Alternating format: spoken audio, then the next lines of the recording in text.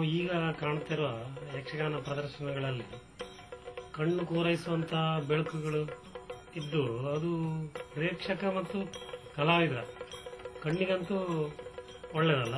ಕಲಾವಿದರು ಧರಿಸುವಂತಹ ಆಭರಣದ ಒಂದು ಸೌಂದರ್ಯ ಅಥವಾ ಹಿಮ್ಮೇಳದವರು ಅವರೇನೋ ಸಂಭಾಷಣೆಯಲ್ಲಿ ತೊಡಗಿಕೊಂಡಿರುವುದು ಇದೆಲ್ಲ ಎದ್ದು ಕಾಣ್ತದೆ. ಅಂದ್ರೆ ಒಟ್ಟು ಪ್ರದರ್ಶನ ಅಂದ ಕಡಿಮೆ ಆಗ್ತಾ ಇದೆ. ಹಾಗಾದ್ರೆ ಮೂಲ ಸೌಂದರ್ಯ ಹೇಗಿತ್ತು ಅನ್ನೋದೊಂದು ಬೇಕಲ್ಲ. ಆ ಕಾರಣಕ್ಕಾಗಿ ದಾಖಲೀಕರಣ ಅನ್ನೋದು ಅಗತ್ಯ ಆಗುತ್ತೆ. ಉತ್ತಮವಾದ ಒಂದು ಪ್ರಯೋಗ ಮಾಡೋ ಅವಕಾಶ ಬಂತು ಅಂತ ಉಪಾಧಿ ಹೇಳಿದ ಕೂಡಲೇ ಎಸ್ ಅಂತ ಹೇಳಿದೆ ಅಷ್ಟೇ. ಒಂದು ಮಾಡೆಲ್ ಅಂತ ಸಿಕ್ಕಿದ ನಂತರ ಬೆಳಕಿನಲ್ಲಿ ಇನ್ನು ತುಂಬಾ ಒಂದು ಸಂಶೋಧನೆ ಮಾಡೋದಿದ್ದರೆ, ಉದಾಹರಣೆಗೆ LED ಬಲ್ಬ್ಗಳನ್ನು ಹಾಕಿ ಅದಕ್ಕೆ ಹಳದಿ ಜರಿ ಹಾಕಿ ಮಾಡೋ ಕಾಲ ಬರ್ಬೋದು, ಅಥವಾ ಅದೇ ರೀತಿಯ ಒಂದು ಏನೋ ಸಂಶೋಧನೆ ಆಗಿ ಬರ್ಬೋದು. ಒಟ್ಟಿನಲ್ಲಿ ಅದು ಕಲೆಗೆ ಪೂರಕವಾಗಿರಬೇಕು, ಆ ರೀತಿಯ ಬದಲಾವಣೆಗಳು. ಆದರೆ ಅದಕ್ಕೆ ಮೊದಲಾಗಿ ಒಂದು ಮಾದರಿ ಅಂತ ಬೇಕು. ಹಾಗಾಗಿ ದಾಖಲೀಕರಣ ಒಂದು ಅಗತ್ಯ ಕಂಡಿದೆ. ಬಹಳ ಹಿಂದೆ 300-400 ವರ್ಷಗಳ ಹಿಂದೆ ಕೂಡ ಯಕ್ಷಗಾನಕ್ಕೆ ಬೇಕಾದದ್ದೇ ದೊಂದಿ ಬೆಳಕಿನ ಒಂದು ವ್ಯವಸ್ಥೆ. ಮತ್ತೆ ಈ ಟೋಟಲಿ ಈ ಯಕ್ಷಗಾನ ಥಿಯೇಟರ್ನಲ್ಲಿ ನಾವು ಏನು ಬಳಸುತ್ತೇವೋ ಅದು ಎಲ್ಲವೂ ದೊಂದಿ ಬೆಳಕಿಗೆ ಅನುಕೂಲ ಆಗುವಂತೆ ಮುಂದಿನವರು ಅದನ್ನು ಸಿದ್ಧತೆ ಮಾಡಿದ್ದಾರೆ. ಮುಖದಲ್ಲಿ ಬರೆಯುವಂಥ ಬಣ್ಣಗಾರಿಕೆ ಆಗಲಿ, ಮೈಯಲ್ಲಿ ಹಾಕುವಂತಹ ವೇಷಭೂಷಣಗಳಾಗಲಿ, ಇದು ದೊಂದಿ ಬೆಳಕಿನಲ್ಲಿ ಕೊಡುವಂತಹ ಪೌರಾಣಿಕದ ಒಂದು ಮಹತ್ವವನ್ನು ಈಗಿನ ಈ ವಿದ್ಯುತ್ ಲೈಟ್ ಅಲ್ಲಿ ನಾವು ಕಾಣಲಿಕ್ಕೆ ಸಾಧ್ಯತೆ ಇಲ್ಲ.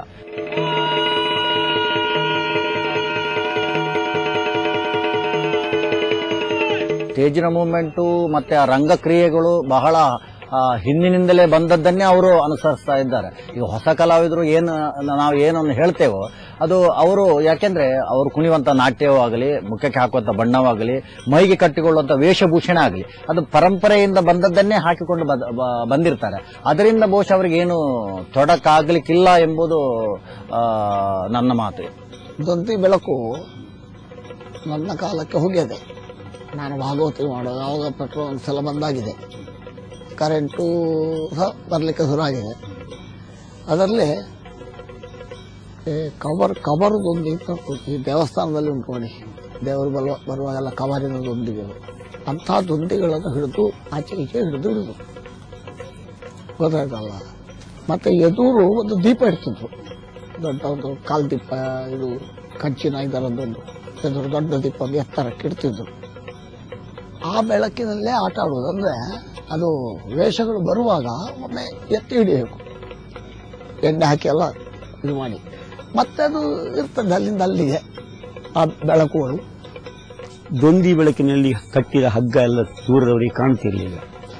ಬೆಳಕು ಹೆಚ್ಚಾದ ಹಾಗೆ ಅದೆಲ್ಲ ಕಾಣಲಿಕ್ಕೆ ಶುರುವಾಯಿತು, ವೇಷ ಆಭಾಸ ಕಂಡಿತು. ಆದ ಕಾರಣ ಬೆಳಕು ಬೇಡ, ದೊಂದಿ ಆಟವೇ ಒಳ್ಳೆಯದು ಅಂತ ಹೇಳಲಿಕ್ಕೆ ಶುರು ಮಾಡಿದ್ರು. ಯಾಕೆಂದ್ರೆ ಈ ದೋಷಗಳು ಹೆಚ್ಚು ಸ್ಪಷ್ಟವಾಗಿ ಕಾಣುವ ಕಾರಣ ಬೆಳಕು ಬೇಡ ಅಂತ ಕಲಾವಿದರು ಹೇಳೋದಕ್ಕೆ ಆರಂಭಿಸಿದ್ದಾರೆ. ಈ ದೊಂದಿ ಬೆಳಕಿನ ಆಟಗಳಲ್ಲಿ ಮೈಕ್ ಇರ್ತಿರಲಿಲ್ಲ. ನಾವು ಹೇಳಿದ್ದು ಭಾಗವತರ ಪದ್ಯಗಳು ಮಾತ್ರವೇ ದೂರದವರಿಗೆ ಕೇಳೋದು, ಯಾಕೆಂದ್ರೆ ಬೇರೆ ಯಾವ ಶಬ್ದವೂ ಇರುವುದಿಲ್ಲ.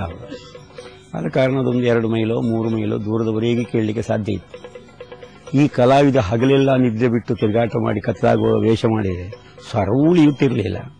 ಅವ ಎಷ್ಟು ಒಬ್ಬಿಟ್ಟು ಕೇಳುವುದು ಒಂದು 10-50 ಜನರಿಗೆ ಮಾತ್ರ, ಅದಕ್ಕಿಂತ ಹೆಚ್ಚು ಜನರಿಗೆ ಕೇಳ್ತಿರಲಿಲ್ಲ. ಆದ ಕಾರಣ ಮೈಕಿನ ವ್ಯವಸ್ಥೆ ಇತ್ಯಾದಿಗಳನ್ನು ಮಾಡಲಿಕ್ಕೆ ಶುರು ಮಾಡಿತು. ಒಂದು ಏನಂದ್ರೆ ಯಾವುದೇ ರಂಗ ಪ್ರಕಾರ ಅದು ಹುಟ್ಟಿ ಬೆಳೆದ ಕಾಲದಲ್ಲಿರುವ ಪರಿಕರಗಳನ್ನು, ವೇಷಭೂಷಣ ತಯಾರಿಗೆ ಬಳಸುವ ಸಾಮಗ್ರಿ, ಬಣ್ಣ, ಆ ಬಣ್ಣವನ್ನು ಕಾಣಿಸುವ ಬೆಳಕು, ಈ ಒಂದು ಒಟ್ಟು ಸಾಂಸ್ಕೃತಿಕ ಪರಿವೇಶದಲ್ಲಿ ಅದು ಹುಟ್ಟಿಕೊಳ್ತದೆ. ತುಂಬಾ ವಿವರವಾಗಿ ಕಾಣಬೇಕು, ಮುಖ ಎಲ್ಲ ಕಾಣಬೇಕು, ಗೆರೆ ಕಾಣಬೇಕು ಅನ್ನೋದು ನಮಗೆ ಸಿನಿಮಾದಿಂದ, ಆಧುನಿಕ ರಂಗಭೂಮಿಯಿಂದ ಮತ್ತು ಒಟ್ಟು ಬೆಳಕಿನಲ್ಲಿ ನಾವು ಬೆಳೀತಾ ಇರುವುದರಿಂದ ನಮಗೆಲ್ಲಾ ಕಡೆ ಬೆಳಕು ಬೇಕೀಗ, ರಾತ್ರಿ ಹಗಲು. ಆ ಕಲ್ಪನೆ ಮೂಲತಃ ತಪ್ಪು. ನಿಗೂಢವಾಗಿಯೇ ಕಾಣಬೇಕು. ಹೇಗೆ ದೇವಮಂದಿರದ ಒಂದು ಮೂರ್ತಿಯಲ್ಲಿ ನೀವು ಫ್ಲಾಶ್ ಲೈಟ್ ಹಾಕಿದ್ರೆ ಅದರ ಸೌಂದರ್ಯ ಇಲ್ಲವೋ, ಒಂದು ಸಣ್ಣ ಮೆಣುಕು, ಒಂದು ಎಣ್ಣೆಯ ಬೆಳಕಿನಲ್ಲಿ ಅದು ಹೇಗೆ ಗಂಭೀರವಾಗಿ ಕಾಣುತ್ತದೋ, ಯಕ್ಷಗಾನವೂ ಹಾಗೆ. ನಮ್ಮ ಅಭಿನಯ ಶೈಲಿಯನ್ನು ಅದಕ್ಕೆ ಕುಗ್ಗಿಸಿಕೊಳ್ಳಬೇಕು. ಕಳೆದ ಕೆಲವು ವರ್ಷಗಳಿಂದ ಯಕ್ಷಗಾನ ಫೋಟೋಗ್ರಫಿಯಲ್ಲೇ ತೊಡಗಿಕೊಂಡಿದ್ದೆ. ಚೌಕಿಯಲ್ಲೇ ಜಾಸ್ತಿ ಸಮಯ ಕಳೀತಾ ಇದ್ದೆ. ಸೊ ಯಕ್ಷಗಾನವನ್ನು ಬಿಡಲಿಕ್ಕೆ ಖುಷಿ ಇಲ್ಲ. ಹಾಗಾಗಿ ಯಕ್ಷಗಾನದ ವೇಷಗಳನ್ನೇ ದಾಖಲಾತಿ ಮಾಡ್ತಾ ಮಾಡ್ತಾ ನನಗೆ ಒಂದು ಕಂಡು ಬಂತು. ಈ ಚೌಕಿಯಲ್ಲಿ ಯಕ್ಷಗಾನಕ್ಕೆ ಪೂರಕವಾದ ಹಳದಿ ಲೈಟ್ಗಳು ಸಿಗ್ತಾ ಇತ್ತು. ಆ ಚೌಕಿಯಲ್ಲಿ ಆ ಬೆಳಕಿನ ಎದುರಿಗೆ ವೇಷಗಳು ಭಾರಿ ಅತ್ಯದ್ಭುತವಾಗಿ ಕಾಣ್ತಾ ಇತ್ತು. ಹಾಗೆ ವೇಷಗಳನ್ನು ದಾಖಲಾತಿ ಮಾಡ್ತಾ ಮಾಡ್ತಾ ಪರಿಣಾಮ ರಂಗದಲ್ಲಿ ಸಿಗ್ತಾ ಇಲ್ಲಲ್ಲ ಅಂತ ಒಂದು ಕೊರಗು ಕಾಡ್ತಾ ಇತ್ತು. ಹಾಗಾಗಿ ನಾವೇ ಯಾಕೆ ಒಂದು ದಾಖಲೀಕರಣ ಮಾಡಿ ಅದೊಂದು ಅದರಲ್ಲಿ ಯಾಕೆ ತೊಡಗಿಕೊಳ್ಬಾರದು ಅಂತ ಅನಿಸ್ತು. ಹಾಗೆ ದಾಖಲೀಕರಣ ಮಾಡಬೇಕನ್ನುವಾಗ ತೆಂಕು ಬಡಗು ಎರಡೂ ಶೈಲಿದು. ಮತ್ತೆ ಹಿಂದೂ ಸಾಧಾರಣ ಇಂದಿಗೆ ಒಂದು 75-100 ವರ್ಷದ ಹಿಂದೆ ಯಕ್ಷಗಾನ ಹೇಗಿದ್ದಿರಬಹುದು ಅಂದ್ರೆ ಪೆಟ್ರೋಮ್ಯಾಕ್ಸ್ ಬಳಕೆಗಿಂತ ಮೊದಲು ದೀವಟಿಗೆ ಬೆಳೆಸ್ತಾ ಇದ್ದಂತ ಕೇಳಿದ್ದೇವೆ, ಪುಸ್ತಕದಲ್ಲಿ ಓದಿದ್ದೇವೆ. ಮತ್ತೆ ಅಂತ ಆಟಗಳನ್ನ ರಾಘವ ನಂಬ್ಯಾರು ಅಥವಾ ನಮ್ಮ ಪೃಥ್ವಿರಾಜ್ ಕವತ್ತಾರು ಮೊದಲು ಆಡಿಸಿದ ಆಟಗಳನ್ನು ಕೂಡ ನೋಡಿ ಅದರಿಂದ ಪ್ರಭಾವಿತ ಆದ್ದು. ಅಂದ್ರೆ ಯಕ್ಷಗಾನದ ಸಹಜ ಸೌಂದರ್ಯ ಇರುವುದೇ ಒಂಥರ ಮಬ್ಬು ಬೆಳಕಿನಲ್ಲಿ ಎದ್ದು ಕಾಣುವಂಥದ್ದು. ಸೊ ಅದನ್ನ ತೆಂಕು ಬಡಗು ಎರಡೂ ತಿಟ್ಟುಗಳ ಒಂದು 2-2.5 ಗಂಟೆ ಪ್ರದರ್ಶನಗಳನ್ನ ದಾಖಲಾತಿ ಮಾಡಬೇಕಂತೇಳಿ ಹಿರಿಯ ಮಿತ್ರರಾದ ಅಶೋಕ್ ಅರ್ಜುನರು ಕೇಳಿಕೊಂಡಾಗ ಅವರು ಆಯ್ತು ಮಾಡುವ ಅಂತ ಹೇಳಿ ಉಪಾಧ್ಯಾಯರು ಮೊದಲೇ ಅಂದಾಜು ಮಾಡಿದ ಪ್ರಕಾರ ನಾವು ಪೃಥ್ವಿರಾಜ್ ಕವತಾರು ಬನ್ನಂಜೆ ಸಂಜೀವ್ ಸೋಣರಿಗೆ